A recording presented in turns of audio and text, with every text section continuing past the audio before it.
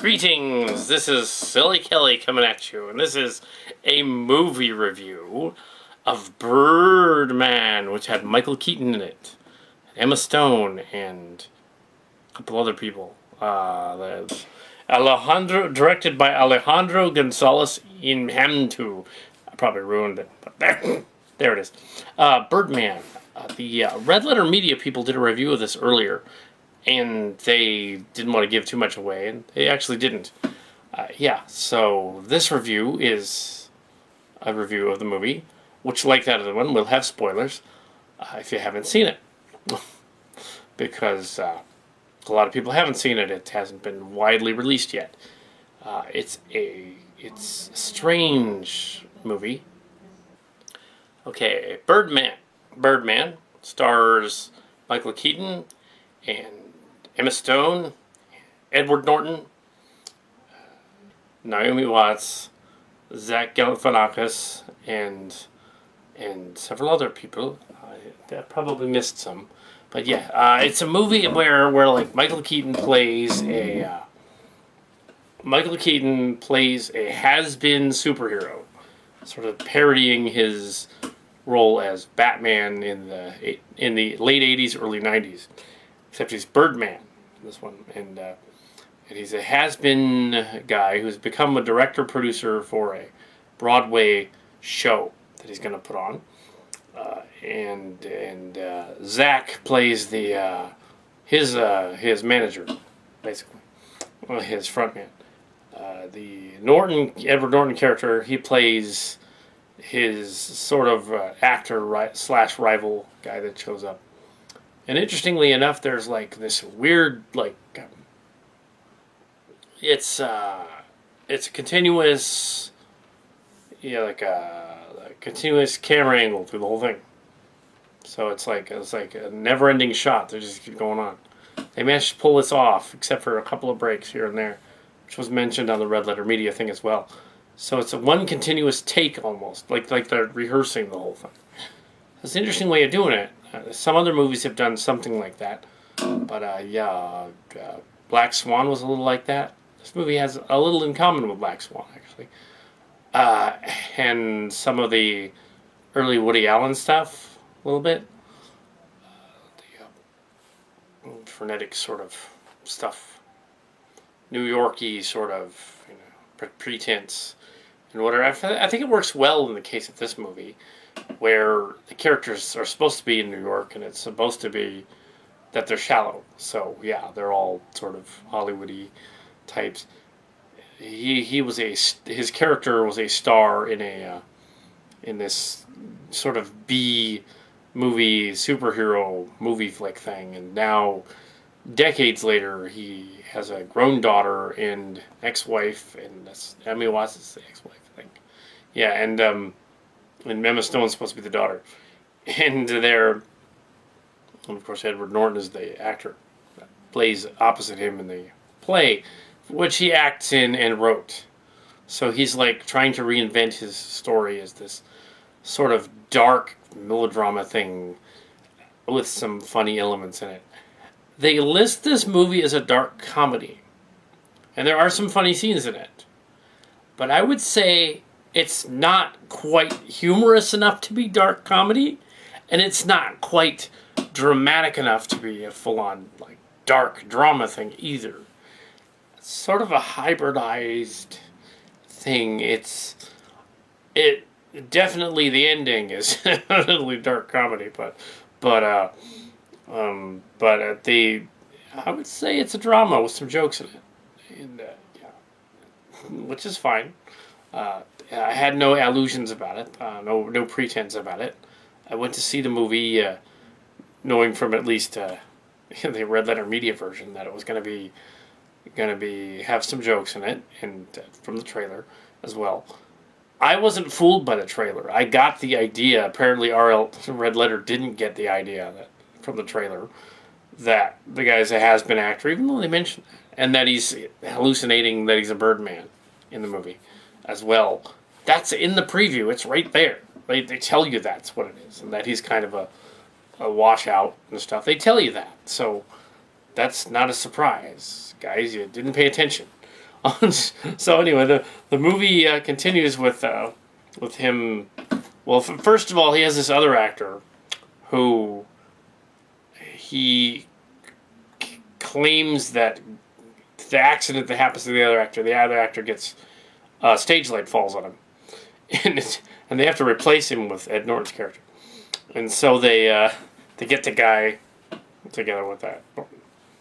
They get the new guy, and Ed Norton's fooling around with all the actresses behind the scenes, and one of the actresses even gets hot and heavy with another actress, just to have a that's how that scene coming. Like everybody in the theater. There weren't that many people in the theater, mind you. This is Black Friday, and at the mall, and it was really packed. And there were about maybe 8 of us in there. Somebody commented that there was 8 of us in the. There were other movies people were going to see. The theater was otherwise packed for other movies, but not this one. Yeah, it just came out, so it's yeah. So the Keaton character apparently. It opens with him levitating. He's floating off the ground, and he's levitating in his room. And it starts with the line, "This place smells like balls," which is a great way to start a movie because it's hilarious. But you think it's going to be this like comedy vehicle masterpiece thing, but it isn't. It's just it's not really. It has some jokes. They're funny jokes, but it's a drama. Yeah, so going into this drama. It's a good drama. I would say of the movies I have seen this year that were dramas, this is Best Picture, because although the Grand Budapest Hotel, which is another good drama with some comedy in it, it's more of a caper, more of a fun sort of goofy caper. That one is actually last year. That movie is actually a late 2013 movie, and it was eventually wide released after the Oscars happened in January. But I will count it this year, in addition to this movie, in the Best Picture category. I will also count the Grand Budapest Hotel, and they're making another hotel one, too. They've made one with old actresses in it. They're making another one. So it's not the same people, but there's another one coming. And they saw that other one and thought, let's make another one. It's the hotel theme, I guess, this year. And quirky drama theme from last year. And everybody was trying to rip off the asteroid movie, or trying to rip off the volcano movie, or 2 years ago it was the White House gets destroyed movie. Let's do 2 of those or 3 of those. Why not? So this year it's quirky movies with another movie like this was. All right, I fixed it. Okay, Terry Gilliam did another dark comedy. The guy that did Brazil. He did The Zero Theorem this year as well. So The Zero Theorem, and has not been reviewed. Actually, technically, The Zero Theorem was last year too. That was a 2013 movie. We have not reviewed that because we haven't seen it. It disappeared immediately, and it's not on DVD. But we will let you know about that one. It's a science fiction dystopian society where it's like Big Brother and stuff, like 1984, but they updated it. And it's more creepy and weird. So yeah, but in the guise of neons and bright colors and everything, like Brazil, but different, dystopian. So yeah, in the sense that was also a dark comedy. So this is but listed as a drama. This movie, back to BirdMan. Yeah, the BirdMan. He's apparently kind of nuts, Michael Keaton's character. And I know they actually have real names. In the movie they have the character names, but I'm using the real ones. And Keaton's character plays this the guy who is doing this play. And after the other actor is injured, he gets this Norton's actor to come in and do it. And all the while he's having these weird hallucinations where Keaton is, thinking he has kinetic powers, and at one point he flies around the city after drinking a bottle of whiskey. He drinks some whiskey, and then he starts flying around the city at one point. That was the big action scene after the other action scene where they blew up some stuff, which was all in his head. And what's funny about the whiskey scene is, I said there must have been something in that whiskey. because he was tripping. He was seeing stuff that wasn't there. He was flying around. And then like there was this messed up and there will be spoilers in this review. But yeah. So they went about their business in the movie. The daughter is kind of misanthropic, like the father, and she wants Emma Stone's character, and she basically at one point hooks up with the other actor guy, the replacement Norton's character, and after this kind of shallow courtship. Well, meanwhile, this other actor lady is playing around with Keaton's character. So there's like this other dynamic going on. This other lady claims that she has a baby, and then she says she doesn't. And then there's this other thing about, like, the ex-wife shows up and likes him. There's this evil reporter lady who wants to destroy his play because she doesn't like it. But then I guess she did, big performance at the end convinces her to it. I'm not going to give away everything, but it does end a little bit like Black Swan, kind of ambiguously weird with the... well, there's a little there's of course somebody gets Keaton's character does get hurt, but not from falling out of something. He gets a real gun instead of a prop gun to make his performance look better, and something happens to him, and it's messed up and very dark comedy kind of thing. So I don't want to give everything away. Just you got to see it. So, there were some oddities with the Red Letter guys when they saw this movie.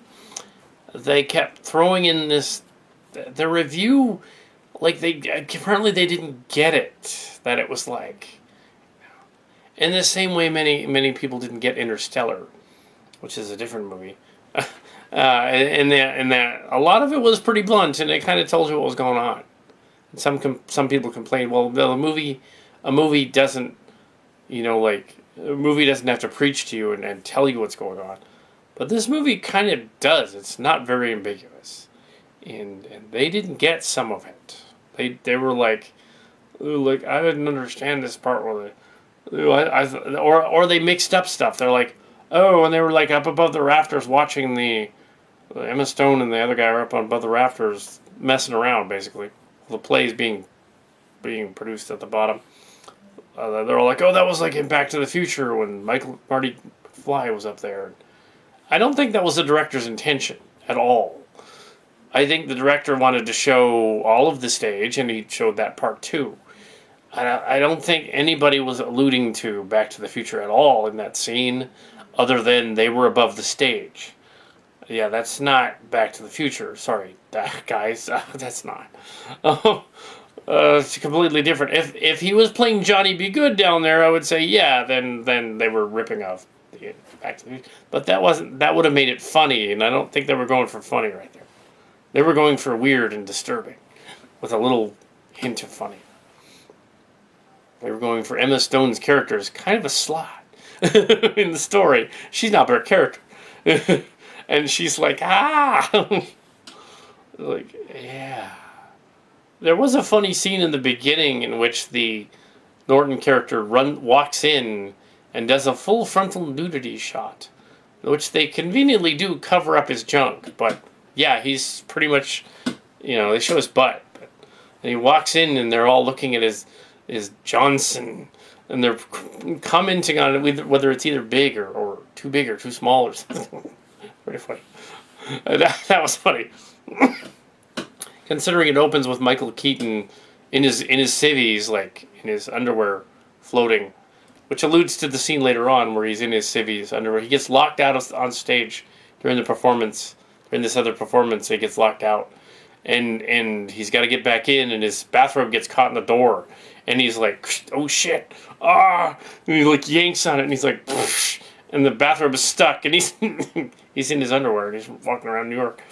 Well, it's like, and that was funny. Although it's New York, and like San Francisco and Los Angeles, I doubt seriously that anybody would bat an eyelash at that.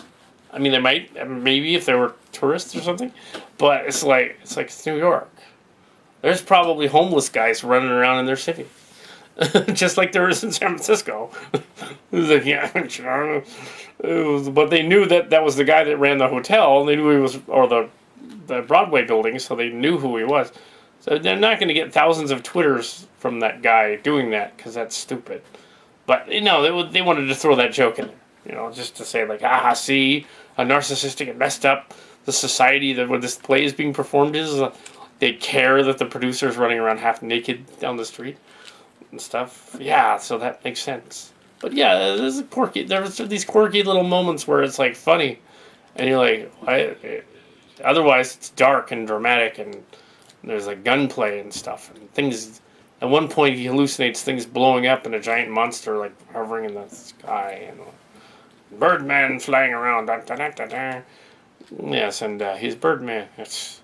And the letter media people apparently didn't get from the story that it was right there. He's supposed to be a has-been, right? And it's like, yeah, they got some of that, but they didn't get the idea that the director is just trying to be extremely like pretentious about it, but in a way that's fun. I think more so than you can watch another movie with that uses kind of like that idea of the material, like this is a really bad performance and play within a play thing, and this the little story within the large story is the bad story, and they're like going over and over again.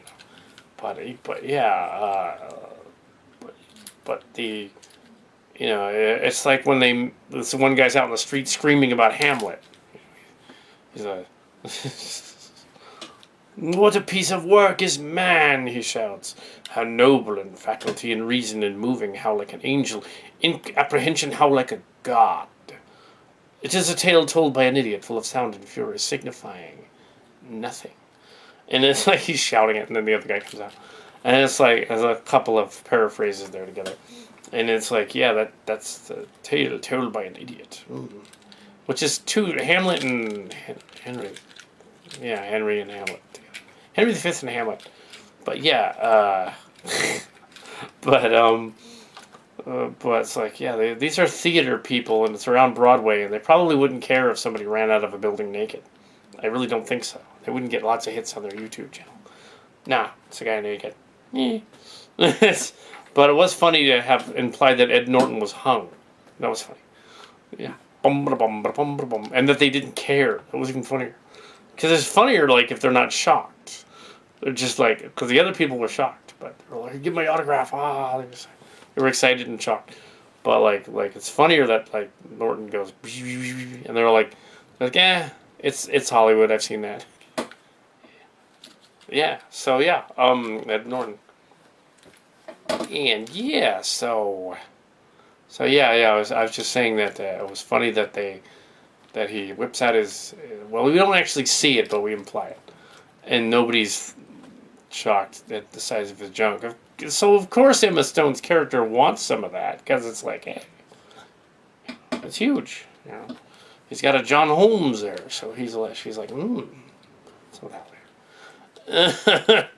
It was messed up when, like, at one point he had, like, the other lady on the stage, and there was supposed to be a love scene, and the Ed Norton character, the other lady that's on the actress, and he says, I've got a boner. He said, and she's like, what? He's like, let's do it right now on stage. It'll be art. I was like, oh wow.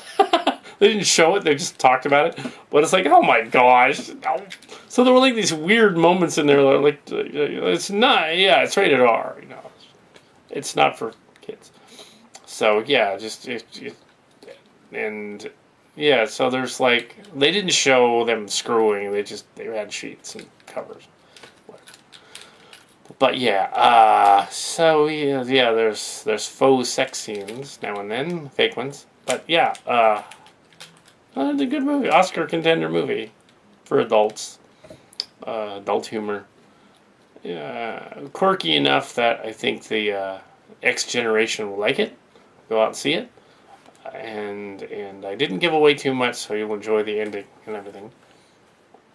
But yeah, I take it that Keaton's character was actually schizophrenic, and that he was hearing voices and stuff, and that in hallucinating, which, visual hallucinations, and that he wasn't really the Birdman. He just like was so into that character that he zoned out or something, and it was like one point he like trashes his office. He does that a lot in the movie. But yeah, and Emma Stone's character says it was pot. Oh yeah, she had a joint at one point. He took it, and it's like, and it's like did they just call it pot? I mean, what do they call it?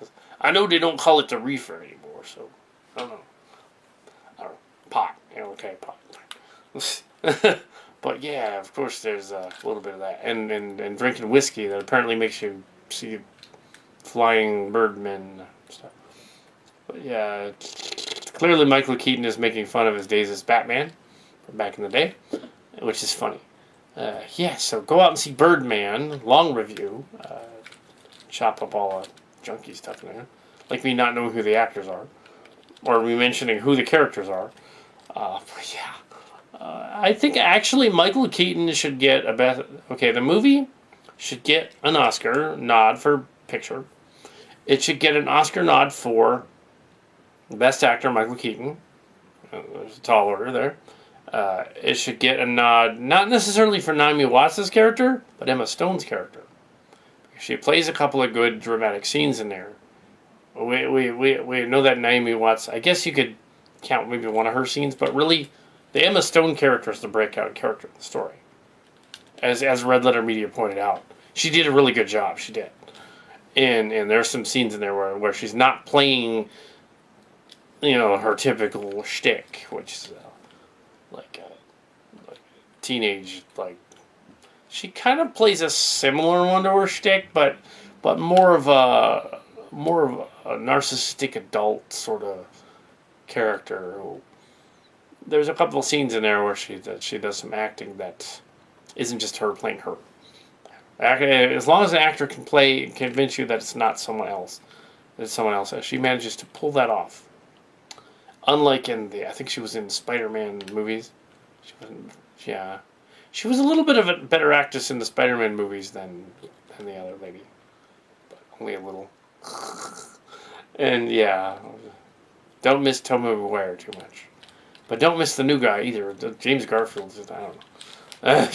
Or Garfield or whatever it is. But yeah, so there you go. That's Birdman. Birdman. Bird. What kind of bird is he? A blackbird or something? Eagle? Maybe he's a pigeon. Birdman. Yes. Oscar contender movie. Birdman.